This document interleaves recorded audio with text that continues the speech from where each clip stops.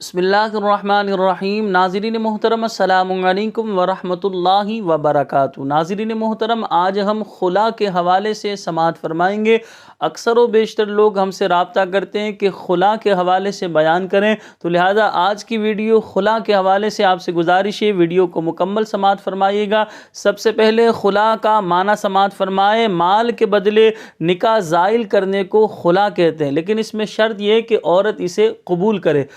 دیکھیں، ایک عورت اگر کسی کے نکاح میں نہیں رہنا چاہتی، اسے مرد کے ساتھ نہیں رہنا چاہتی، تو شریعت مطہرہ نے عورت کو آپشن یہ دیا ہے کہ وہ جو ہے کچھ مال اور مرد کو دے اور کہے کہ مجھے اس کے بدلے میں طلاق دے دو، اسے خلا کہتے ہیں۔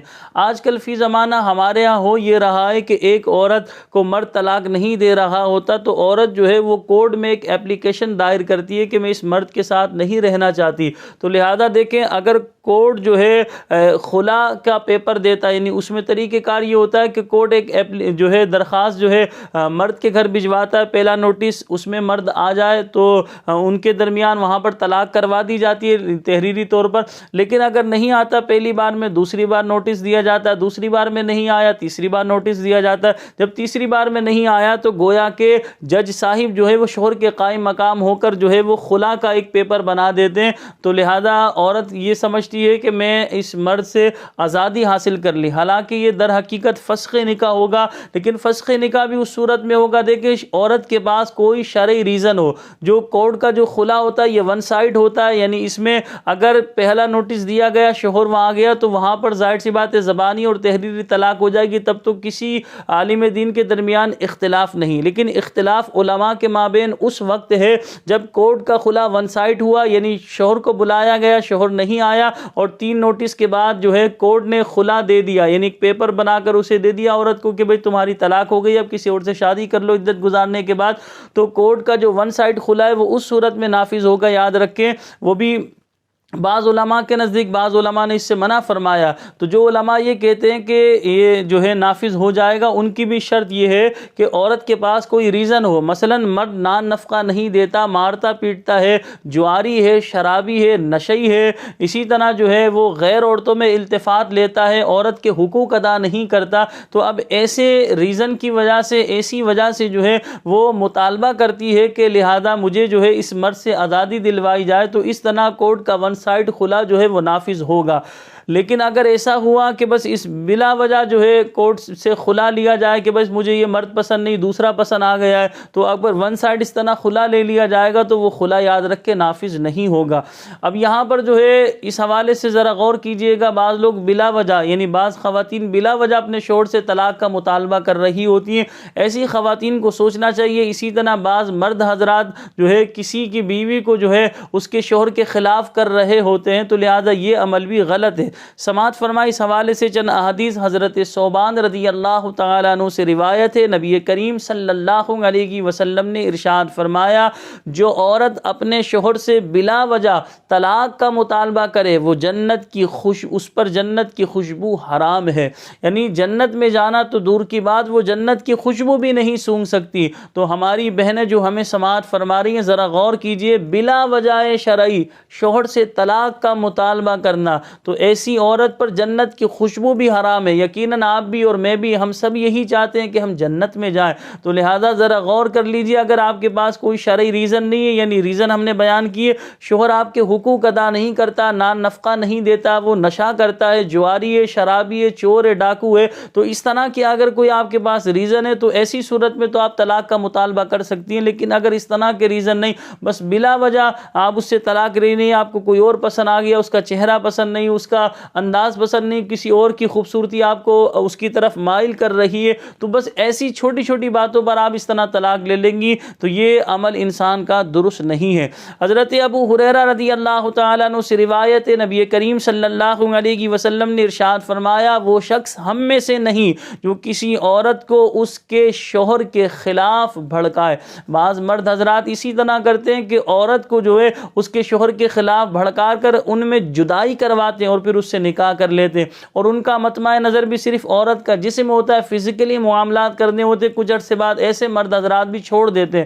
تو عورت جو ہے نہ وہاں کی رہی نہ یہاں کی، پھر ایسے موقع پہ عورت کا جی یہ چاہتا ہے میں خودکشی کر کے اپنے آپ کو ہلاک کر لوں۔ تو ہماری بہنوں سے گزارش ہے، اگر آپ کی خوشحال زندگی چل رہی ہے، اس میں کوئی اور مرد داخل ہو گیا تو اس مرد کو آپ ہٹائیے، اپنے شوہر کے ساتھ پرسکون زندگی گزاریے، اسی میں عافیت ہے۔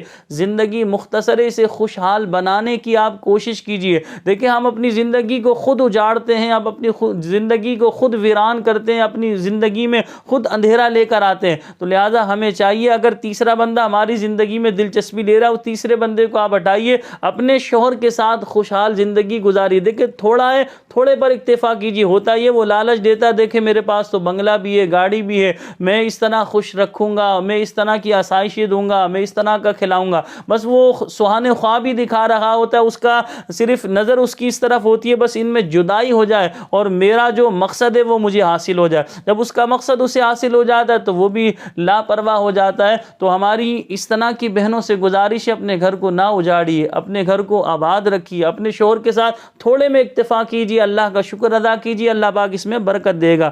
دیکھیں گھر جب انسان کا اجڑتا ہے تو دیکھیں شیطان لعین کتنا زیادہ خوش ہوتا ہے۔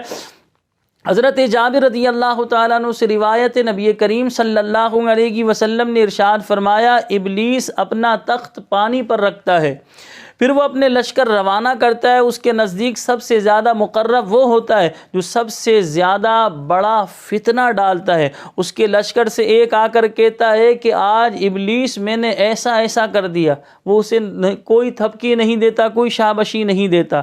کوئی کہتا ہے کہ میں نے آج ایسا ایسا کر دیا، ابلیس کوئی تھپکی اسے نہیں دیتا۔ لیکن جب کوئی شخص آ کر کہتا ہے کہ میں نے میاں بیوی کے درمیان جدائی کرا دی، تو ابلیس خوش ہوتا ہے، اسے تھپکیاں دیتا ہے اور اسے سینے سے لگاتا ہے۔ تو اب آپ ذرا غور کیجئے گا کہ جب میاں بیوی کے درمیان جدائی ہوتی ہے تو لہذا ابلیس کے لشکروں میں سے جب بندہ جاتا ہے تو جدائی ڈالتا ہے، تو ابلیس اسے بہت زیادہ شاباشی دیتا ہے، تھپکیاں دیتا ہے کہ تم نے بہت بڑا کام کیا ہے۔ تو لہذا انسان کو چاہیے کہ انسان جو ہے اس طرح کے معاملات کرنے سے اپنے آپ کو بچائے، یعنی گھر کو برباد کرنے سے، بلا وجہ مرد حضرات بھی طلاق دینے سے اپنے آپ کو بچائیں، اسی طرح خواتین بلا وجہ اپنے شوہر سے طلاق کا مطالبہ کرنے سے بچیں۔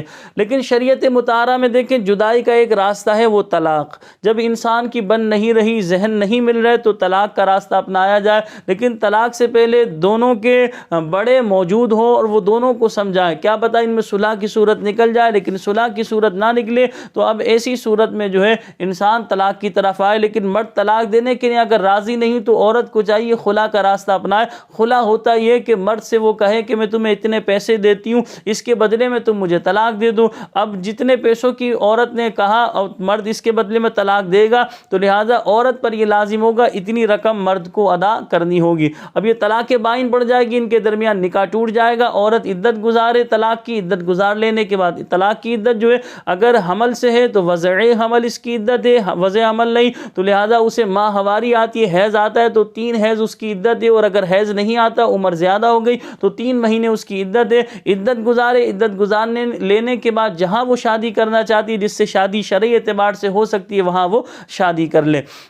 یہ خلا کی آیت حضرت جمیلہ بنت عبداللہ رضی اللہ تعالیٰ عنہ کے بارے میں نازل ہوئی تھی۔ انہوں نے اپنے شوہر حضرت ثابت بن قیس رضی اللہ تعالیٰ عنہ کی شکایت نبی کریم صلی اللہ علیہ وسلم کی بارگاہ میں کی، اور کسی طرح جو ہے ان کے ساتھ رہنے کے لیے راضی نہ ہوئی۔ تب حضرت ثابت رضی اللہ تعالیٰ عنہ نے کہا کہ میں نے ان کو ایک باغ دیا ہے، اگر یہ میرے پاس رہنا گوارا نہیں کرتی اور مجھ سے علیحدگی چاہتی ہیں تو وہ باغ مجھے واپس کر دیں، میں ان کو آزاد کر دوں گا۔ حضرت جمیلہ رضی اللہ تعالی عنہا نے اس بات کو منظور کر لیا، چنانچہ حضرت ثابت رضی اللہ تعالی عنہ نے باغ لے لیا اور انہیں اس باغ لینے کے عوض میں یعنی بدلے میں انہیں طلاق دے دی۔ تو لہذا خلا اس طرح ہوتا ہے، ہم نے خلا کا سارا پروسیس آپ کے سامنے بیان کر دیا۔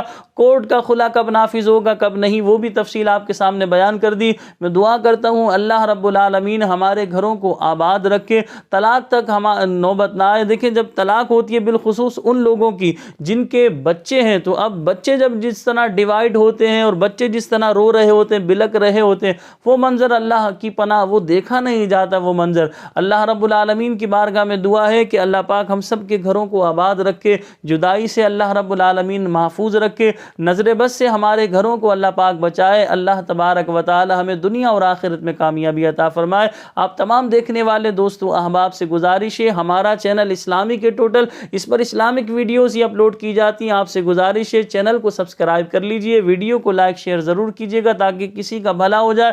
مجھے اپنی دعاؤں میں یاد رکھیے گا۔ السلام علیکم ورحمۃ اللہ وبرکاتہ۔